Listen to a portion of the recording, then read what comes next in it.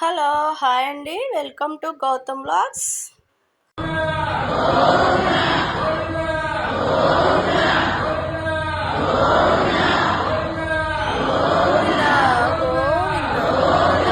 వెంకటేశ్వర దర్శించుకున్నారు కదండి ఆ ఏడుకొండల వాడిని.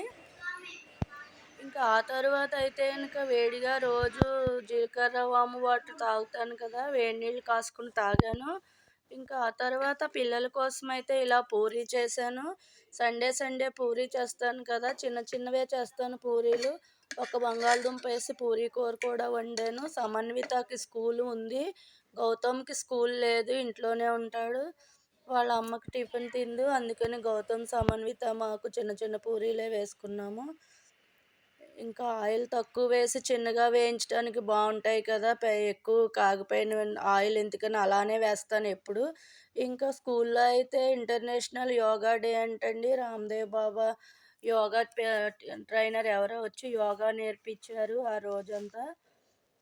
చూడండి, వీరే రామ్దేవ్ బాబా సంబంధించిన వాళ్ళు పిల్లలకి యోగా నేర్పారు. ఇంకా ఈరోజు వంట అయితే ఇంకా వేడిగా రైసు, ఇంకా కూరలు ఏమీ లేవండి.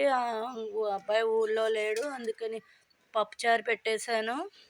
ఈ మధ్య ఊర్లో వెళ్ళాం కదా, ఫ్రిడ్జ్లో స్టాక్ ఏమీ పెట్టుకోలేదు. ఇంక ఇవి బూడిద గుమ్మడికాయ వడియాలు, అవి అయితే పిండి వడియాలు.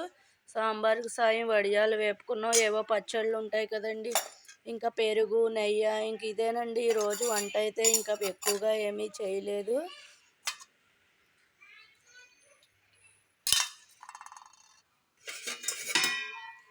ఇంకా పొద్దున్న పూరీలు కూడా కొంచెం మిగిలిపోయినాయి.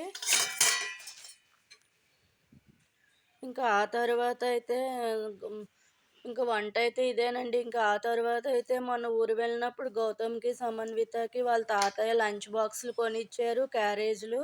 ఈ క్యారేజ్ ఏదో వెరైటీగా ఉందండి. ఇది పైన ఇలా క్యాప్ తీసిన తర్వాత ఇంకా ఒక కర్రీ వేసుకోవడానికి ఒక బాక్స్ వచ్చింది. ఇంకా లోపల బాక్స్ అయితే బయటికి రాదు. ఇంకా అంతేనండి, మూత తీసి అలా అందులోనే రైస్ పెట్టేసుకోవాలి. ఆ గిన్నె బయటికి రావట్లేదు.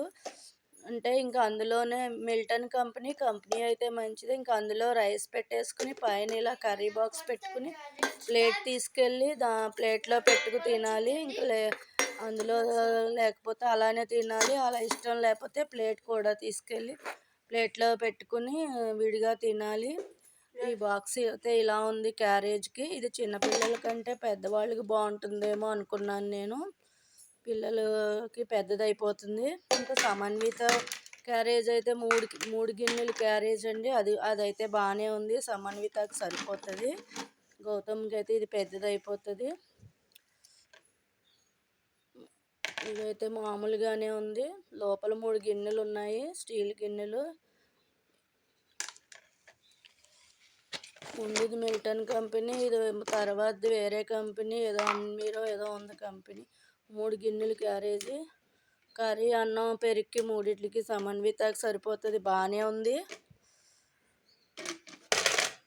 ఊర్లో వాళ్ళ తాతయ్య ఈ క్యారేజీలు స్కూల్ బ్యాగులు కూడా కొనిచ్చారు. స్కూల్ బ్యాగ్ సమన్వితకి లెదర్ బ్యాగ్ కొన్నారు, అదైతే చాలా కాస్ట్లీ, బాగానే ఉంది.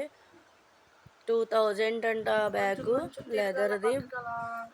చూడమ్మా, చూపించి ఇలా ఫోటో దిగుతుంటే గిరిగిరా తిరుగుతుంది.